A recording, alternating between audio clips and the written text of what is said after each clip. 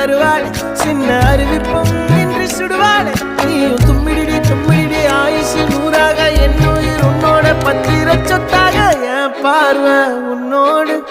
உன் பொம்மை கண்ணோடு பேசாமல் விண்ணோடு நாம் மிதந்து போவோம் காதாரா